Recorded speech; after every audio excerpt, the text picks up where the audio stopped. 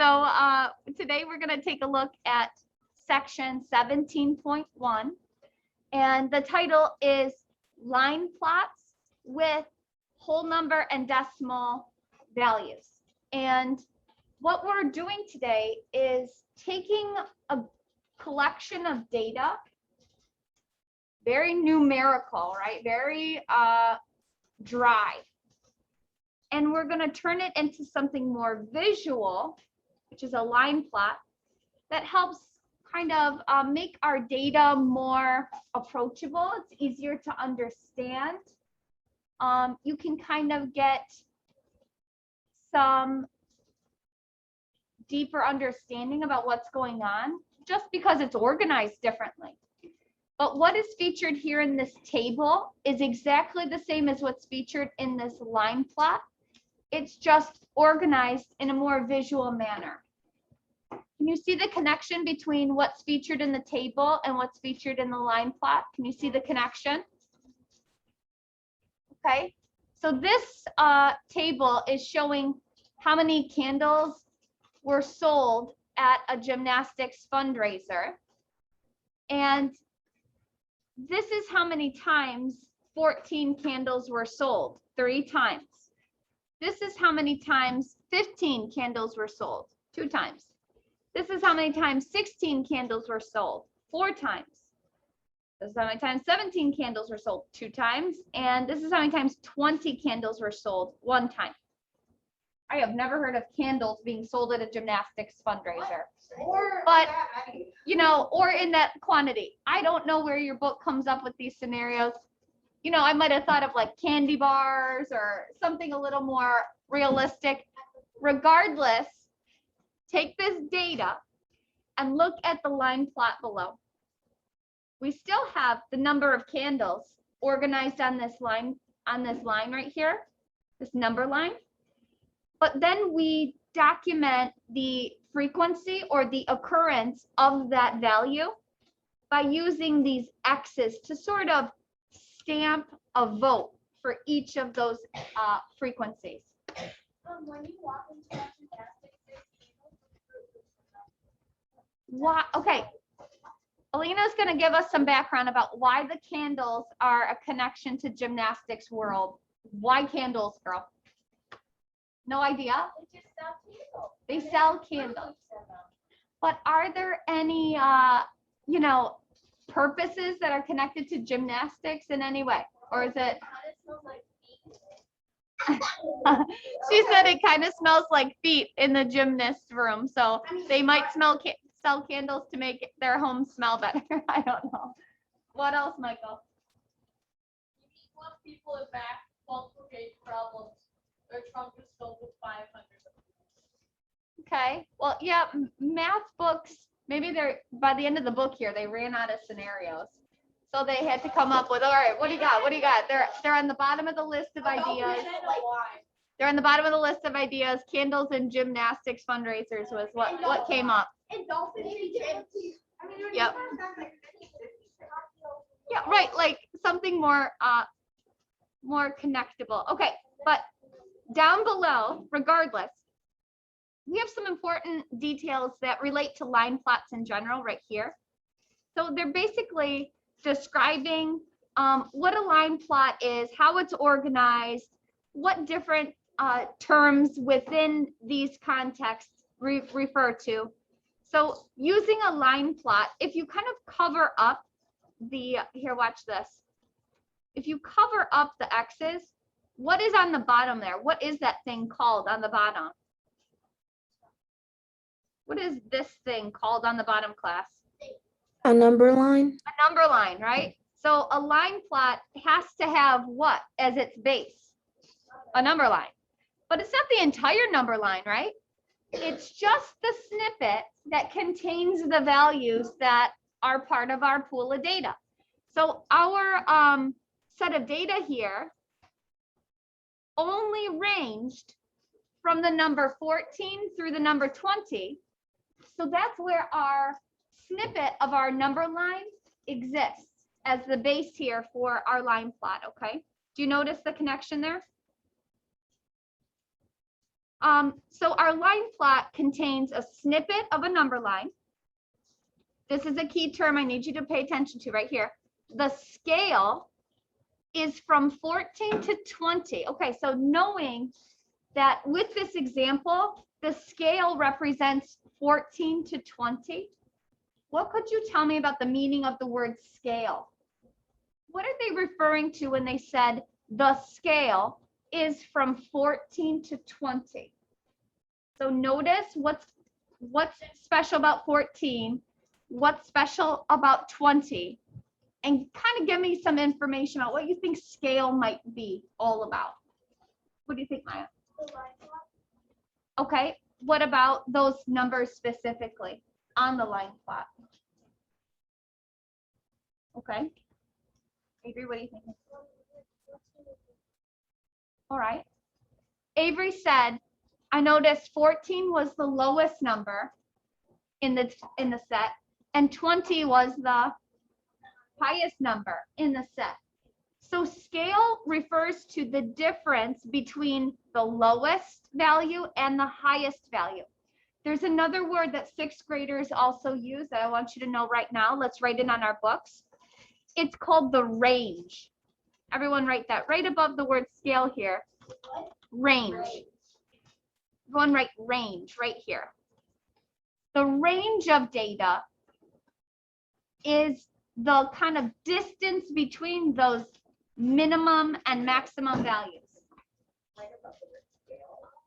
Okay, so scale is another word that refers to that snippet between the minimum and the maximum values. What does the word minimum connect with? The least value, right? And what does the word maximum relate to? The highest value, the greatest value. So the range is the difference between.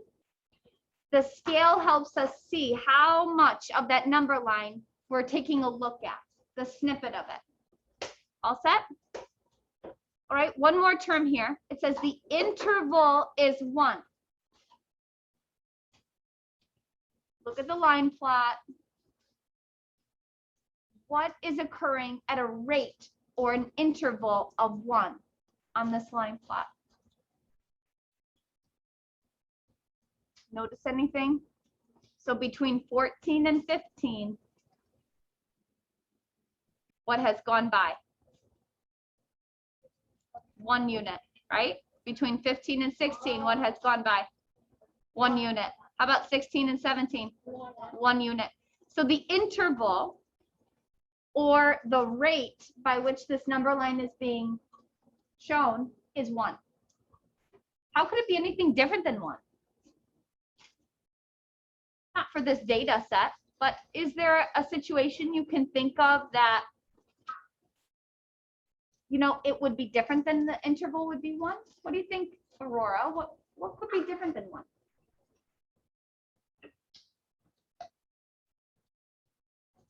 Could we go by a different set of numbers?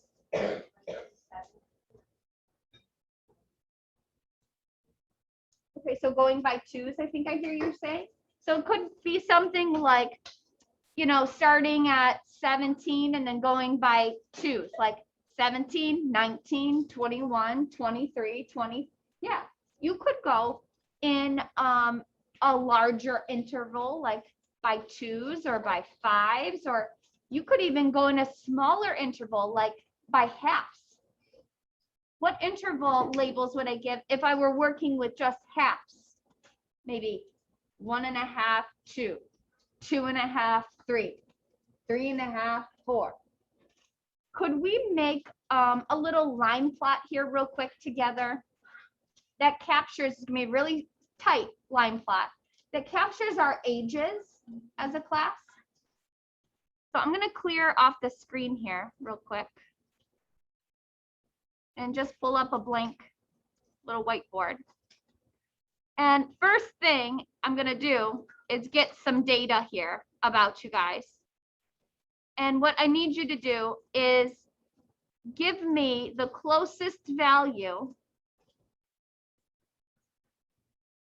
that relates to your age, okay? So you're gonna tell me which category do you fall in the best? Okay, wait until I get your options out for you.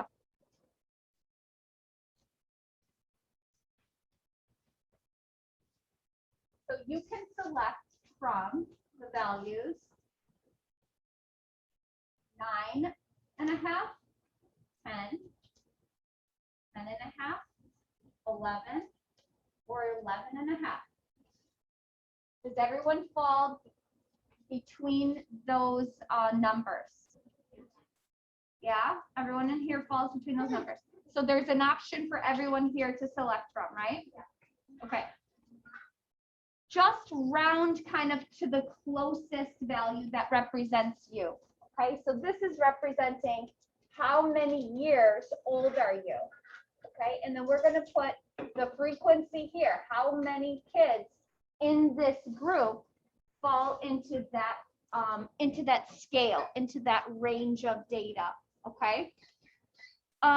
Just show of hands, and you can only vote once. Okay. How many people here would classify themselves as being 9.5 years old? Anybody? 9.5.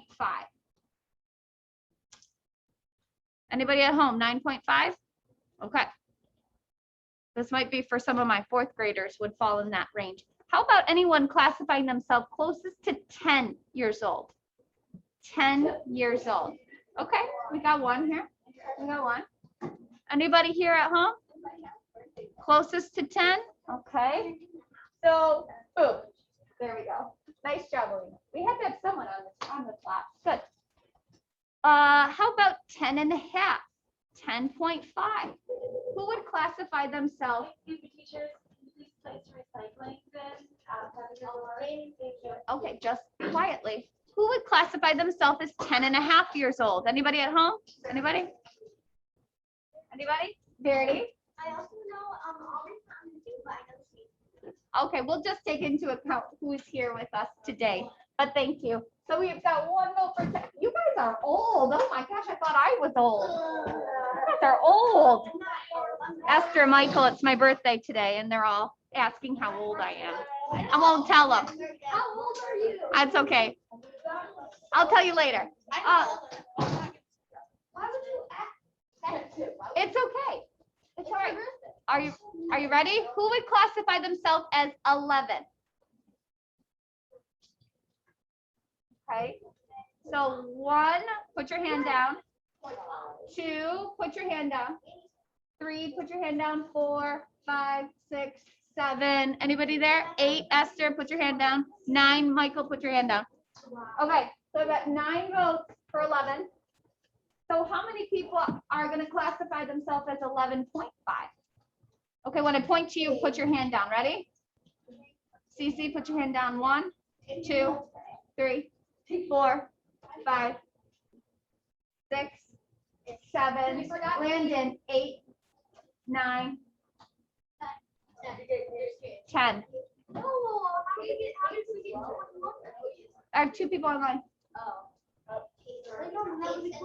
Okay. You're missing Claire. Oh, yeah, Claire's not here. Okay. 10. I like though that you're trying to look at the fidelity of the data there. That was nice. Okay. Are you ready?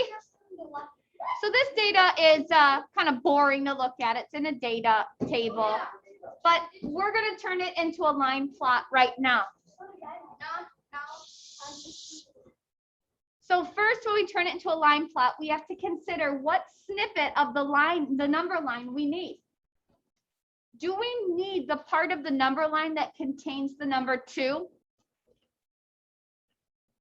Do we need the part of the number line that contains the number 10? Do we need the part of the number line that contains the number 38? Do we? Yeah. Why would we need the part of the number line that has a 38 in it? Oh, I'm not on this. I'm not on the data. Oh. For your line plot, do we need a number like 2? Why don't we need the number 2 on our line plot? Alina, why don't we need the number 2? No one is 2 years old. You got it. So what part of the number line should I begin my line plot? What part of the number line? What value specifically, boys and girls? 10. Very good. Because we have nobody for 9.5, so we don't even need to begin our line snippet there. And then I'll go 10.5, and then what? 11, and then 11.5. And that's all I need for this. I'm going to put years old as a label to show my information. Okay. This is class birthday. We'll just label it birthday. Birthday years. Something like that. And then how do I document the amount of votes or the frequency of the data? You can use X's, you can use any kind of stamp, but it should be congruent in size. We shouldn't have one X that's this big and one X that's this big, right? It's supposed to help us visualize the data more clearly. So the stamps have to be the same size, right? All right, how many stamps do I mark for the number 10? So I go all the way down to the bottom and mark 1 stamp. How many stamps for 10.5? 1. 1, How many stamps for 11 years old? 9, Let's see if we can stack them up really neatly. 3, 4, 5, 6, 7, 8, 9. Good job. They're all equidistant. They're all stacked up on top of each other, starting at the bottom. All right, how about for 11.5? 10,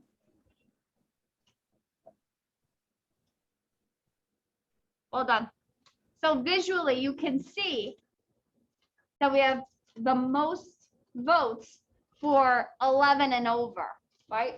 You could say something like the majority of our class is older than 11. Would you agree? The majority of the class. But it's nice to see that there are some, we call these guys over here, we call them outliers. Outliers are pieces of data that don't go with the majority of the group, but they have their own special circumstance. So Alina and Verity are on the younger part of our class.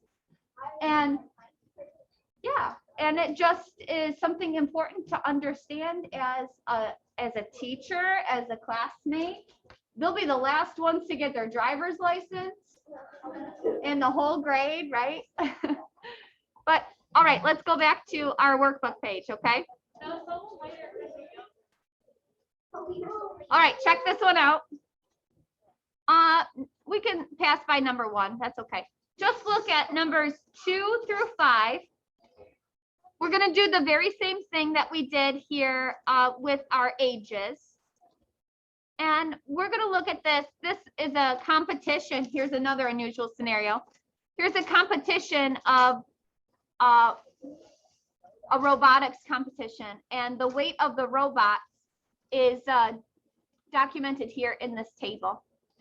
So remember what the word scale refers to, boys and girls. What does the word scale refer to?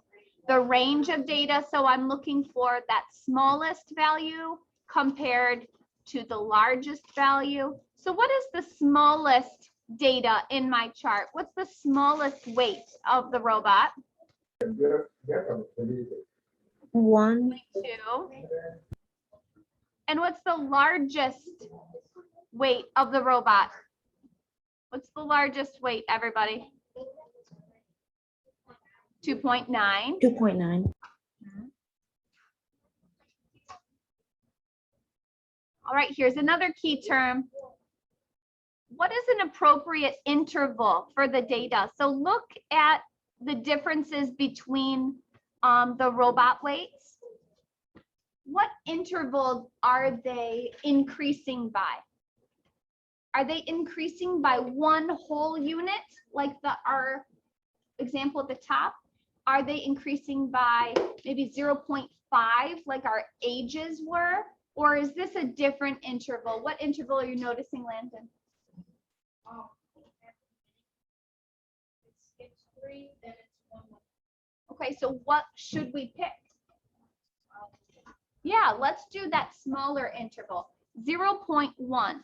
So 0.1 is the most common interval that we notice between the data points. That's 0.3, but then it goes 0.1, 0.1, 0.1, 0.1.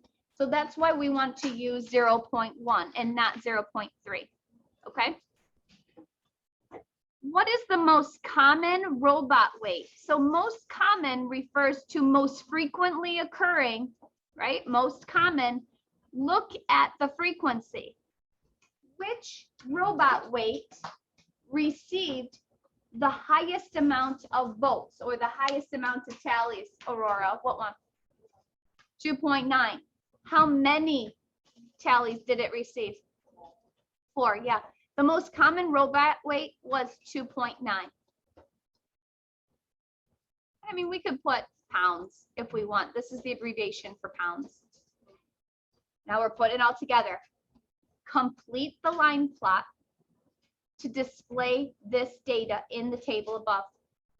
We need a title and a label. So use the line plot up above to help you piece together this line plot. I'm going to start with the number line. What snippet of the number line do I need to contain this data set? We don't need the number 0. We don't need the number 341, right? What snippet of the number line do I have to zoom in on for this, Eddie? I just have a question about how come pounds is abbreviated by L.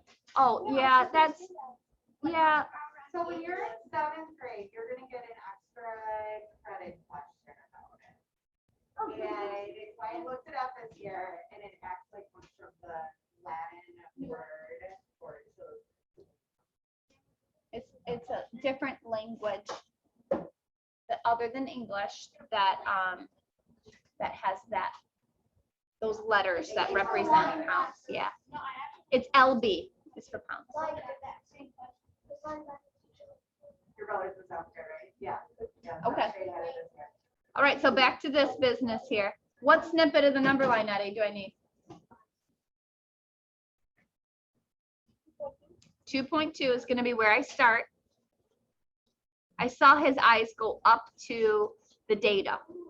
And he said, okay, where do I have to start and where should it end? 2.9. And Landon told us we're going to go by this interval. So even though we're not going to have a vote for 2.3, we still are going to document it so that we have even intervals on our number line. We want it to be equidistant.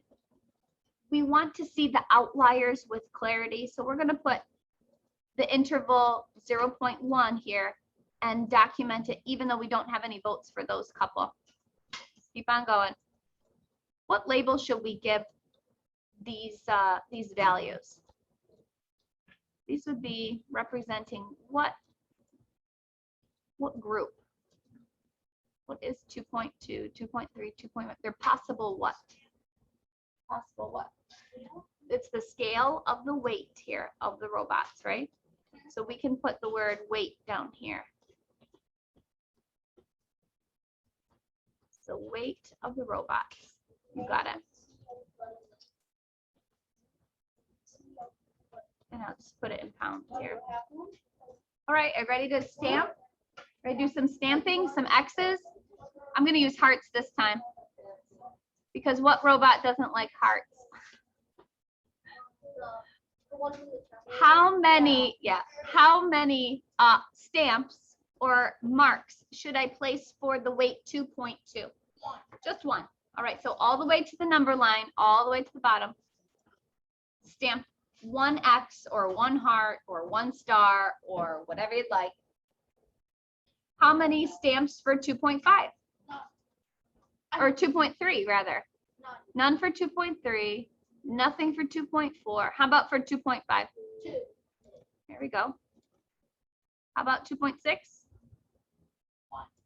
2.7, 2.8, 2.9. 4. Wow. So now that we've got it kind of all organized, let's choose an appropriate title. What is this line plot. What is this data set all about? What is it all about? Now, there's not like one right or one wrong way to describe it. What would you call it? Tony, what would you call it? Robot competition or something like that. Yeah. There's not one right or wrong way to define this. On a title, you usually do not abbreviate. I know this is a workbook page, but on a title, you don't abbreviate.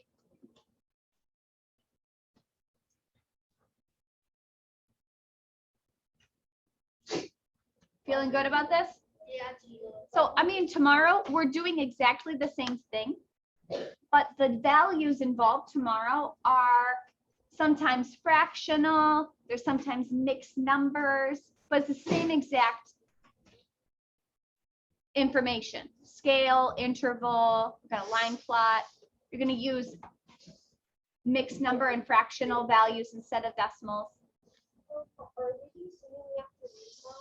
Yeah, tomorrow afternoon is when you'll see me, since you have field day in the morning. I know, I heard it's supposed to rain. Hopefully it will. Yep, hopefully it'll hold up until at least lunchtime. But any more questions about this content, or you think you're ready to move on to your independent practice? You ready? Do we see the first class of the Friends at home, anything for me? Do we see you first tomorrow? Like at the afternoon? All right. You guys get busy, all right? Let me know if you have any other questions, okay? All right. See ya. Hi, Miss Moore.